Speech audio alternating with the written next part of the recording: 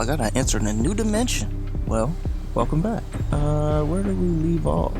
I forget, because it has been a few months, and I've missed you guys, can't lie. We all have. Past couple of weekends ago, guess who we met? You guessed it. Our Uncle Larry.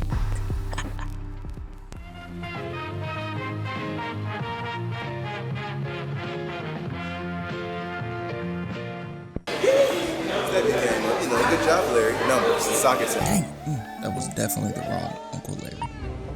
He's just now telling Larry about the wireless steering wheel. Dude, he is bamboozled.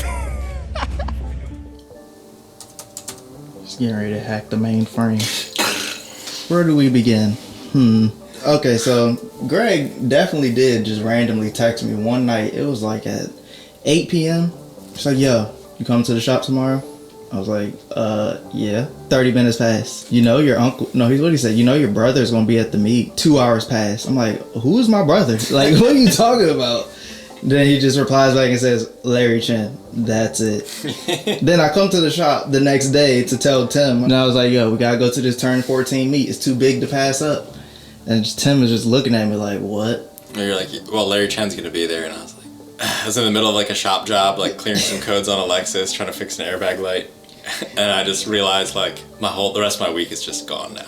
Because we have to prep and get ready. Yeah, we had to get the wheels ready. Because it was on Wednesday morning, right? Yeah. And the meet was Saturday morning. Yep. So we had to get loaded wheels, up Friday night. Yeah. Drive shaft. Yeah, we had a new drive shaft made. We had our wheels built and mounted, well, with the tires and stuff like that. New Toyo tires. Shout out to Toyo. Thank you for the Proxy RRs. What else do we have to do? And I'm just loading a car up. So we spent all... Oh, I had to like run all the wiring for the new fuel pumps because I got dual fuel pumps now for the surge tank and the new Walbro fuel pumps for the E85 system and stuff like that. So then you also ended up trying to get some turbo fans made. Yeah, I started messing with one of the front turbo fans, but we didn't have enough time, and I wanted to really make sure I cut them correctly, which is what I'm actually doing now. Yeah, it was a very tight process with time. We ended up loading the car up. It was like midnight. Yeah, on top of all, I still have to work my 9-to-5 job, even though it's not 9 to 5, it's 8 to 6. Yeah, that every Friday, day. I was pretty much running around all Friday. Yeah. I ended up going to... What did I have to do? I had to go pick up the trailer. Then after I picked up the trailer, drive out here so we can load up. And then, you ended up getting here like 9:30 at night. Yep. We were loading up the trailer on your truck, loading up the car, figured out the winch. The Houdini has figured out how it works. Shout out to my man Lou coming through with the clutch trailer and the sketchy winch. Yeah, so you touch this bent over one there, that sends it out.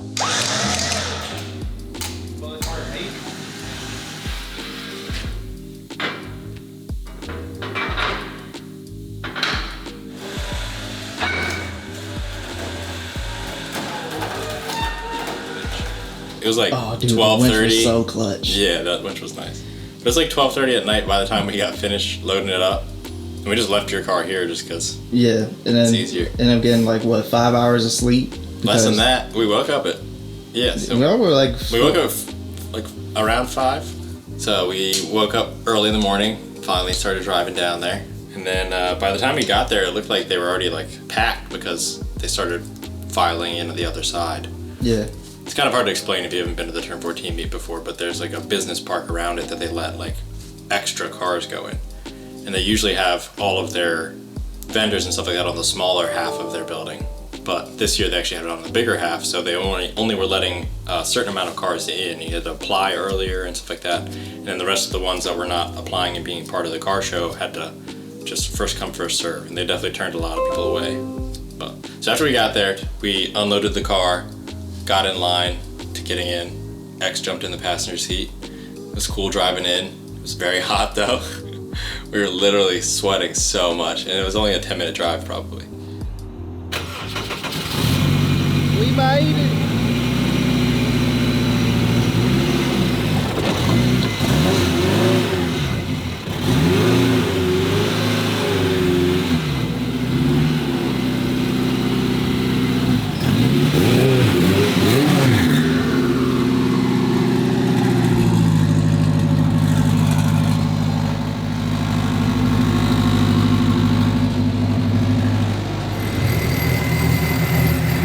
officially made progress.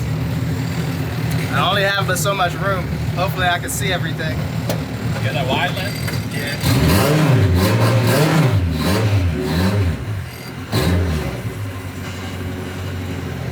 Really gotta give it a lot of gas. Gotta drive like Tyler. Woo! One leap for mankind. We were just talking about how it was not that hot. It immediately got scorching hot as soon as we sat in here.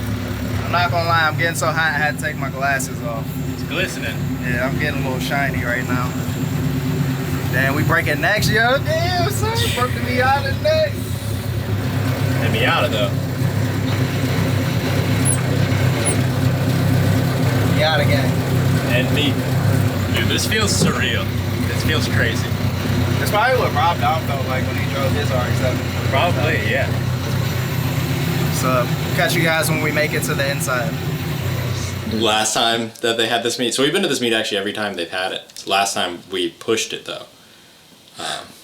Yeah, we'll throw in a photo of that here. That was the process. It was a good time though. So we got a good spot. We hung out for a bit, checked out all the cars and everything that were there, and then we just started stalking Larry Chen's Instagram, trying to figure out where he was.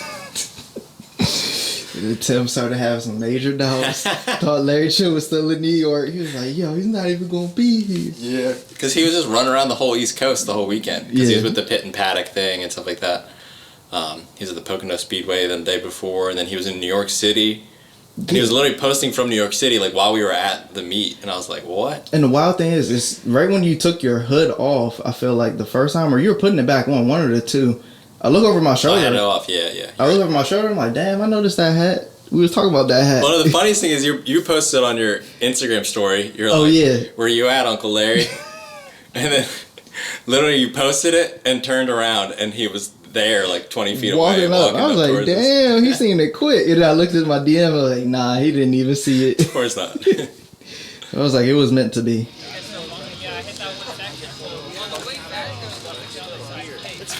wanted to do like a wrestler mod, you know. Old man button. That was his original plan, but by the time We gotta ask Larry the questions. Oh yeah, dude, wait, what were they?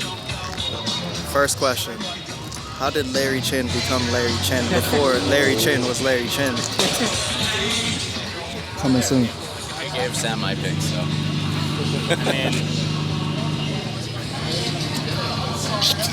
That's the front end. Yeah. Okay. Just when you thought it was an open wheel. to put on. No, it takes about a minute. So this. Really see it with the front end? It looks so good. All right, hold on. Before you do that, let me get my video camera. Oh, sorry. Login.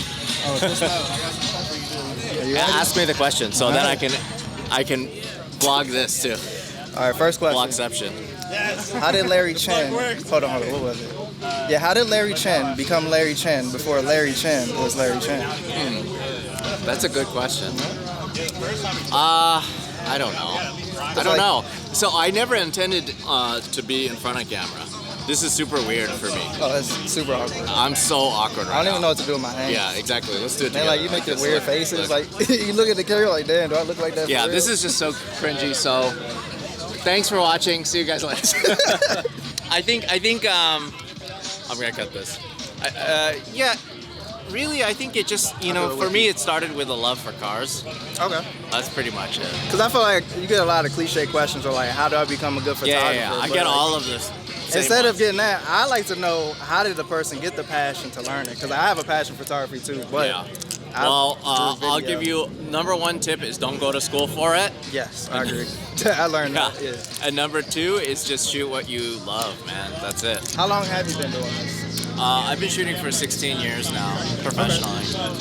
And how did you like get your foot in the door, as in with like automotive industry, or like? Yeah, you know the answer to that. Actually going out to events. Like, I'm not from here. Yep. I'm from LA, but I'm here. Back to Tim on his first day of school. Back to You're right, yeah. Keep shooting, like you might blush. Tim, what is that? What's in your hat? Damn. Winter oh my contest, I God. didn't even know I was in. Wait, what? This. So yeah, it's like How's it modern? 50 years I old. didn't choose it for this, sir. I chose it for something else. Right. So, best modern performance is like Turn 14 distribution's like class for sport compact cars. Yeah. So that's how we actually classify it on our website. So the Wiener. I'll take it. Whatever. yeah. 50 years old and I got best modern performance. Yeah, 50 years ago. Yeah. Wait, what year is this? It's a 70. 1970, just like mine. Series 1. I destroyed it. What VIN number is it? HLS 31. I'm not sure the rest of it. Fail. Fail as a Z guy. Oh, hold on. I gotta get a shot. Look at this guy. Well, that's really lightweight, sir. Yeah, buddy! Lightweight, baby! It's Jeez. it's like 15 pounds for the whole front. No way. I'm surprised you didn't put like actually mold this together, kind of like. Oh, like cover the headlights? Yeah, the old BRE cars. Yeah, I like the look of the actual plastic headlight cover, so you can still see the actual headlight inside. But another reason I went with similar like flares to the OEM kind of style, like the ZG flares, is because it's just like the lines of a stock Z are so good. Just want to like push the limits of what it can look like without it being like super boxy or too crazy. It still looks like a Z, even though it's like this ridiculous. So after Larry was talking to us a little bit, he was asking about the car and stuff like that, and he mentioned that he actually really wanted to shoot it for his Hoonigan Autofocus channel, but he had to catch a flight in about an hour. It was pretty far away, I'm pretty sure. So he just ran around, said what's up to everybody, and just right there on the spot, super last minute, just jumped in and we started recording like a quick little autofocus episode. This actually. I feel like a proud dad right now. My whole goal was just to get us out here, get us to see Larry Chen. Tim came through, agreed. We done made it. Got to meet my man Squid Man again, up in his neck of the woods this go around. And then he got in the car. We went for a quick drive. Yeah, so that turns the initial power on to the gauge and everything like that. Got it. And then on the steering wheel, there's the ignition button. Yep, that just turns the power on to the ECU and everything. Oh, nice. Okay. And then the fuel pump is a separate button in the bottom. This. Yep. Wow. What a sequence. And then the start button. You hold it? Or? Yeah, you can hold it while it's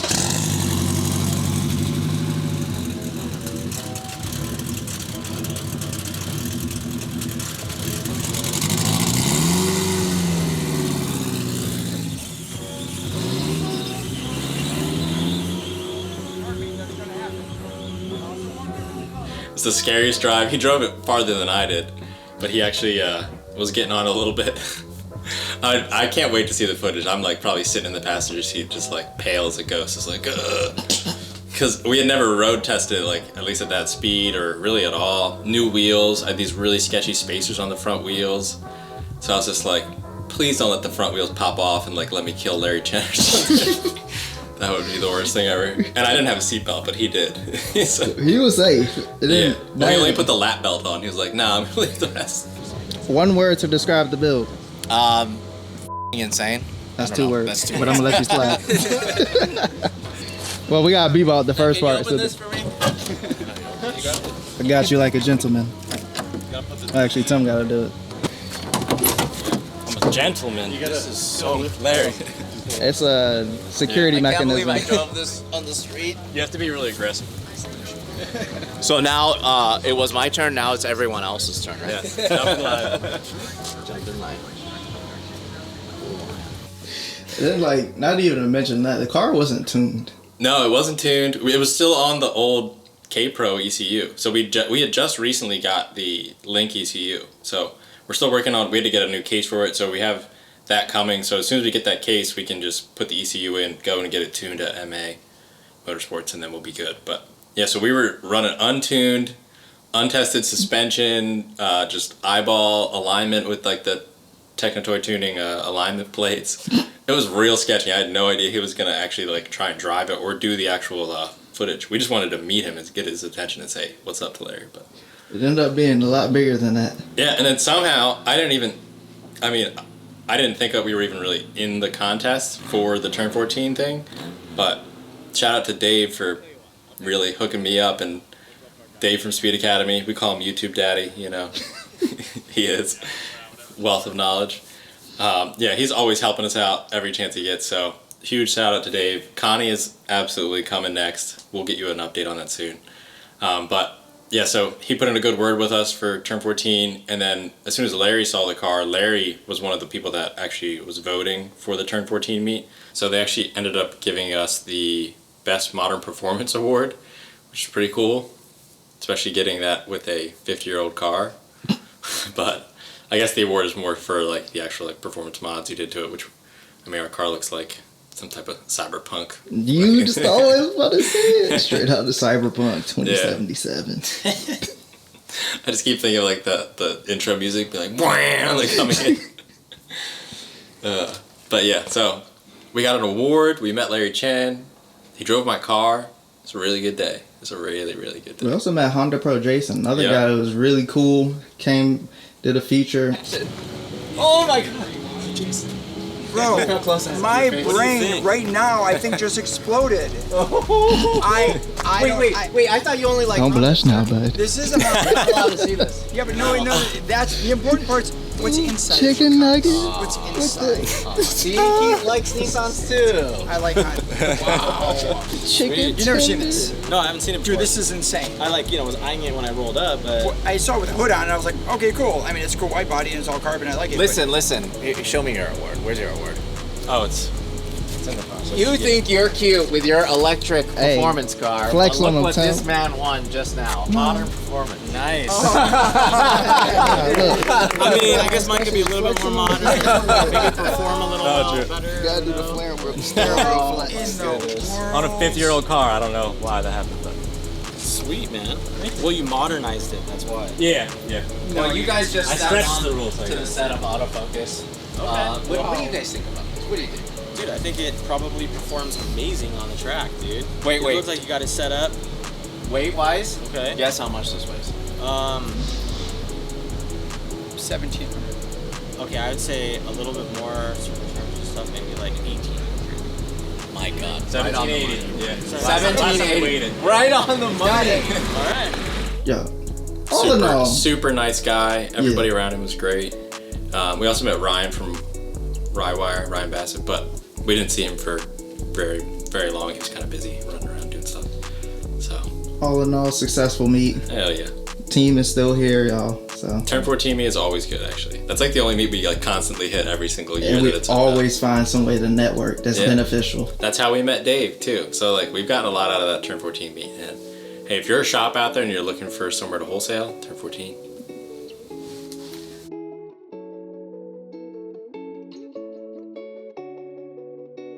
Now that Larry Chen has driven Tim's car farther than Tim has driven his own car, one will say it has been an honor. Yes, I would say that for sure.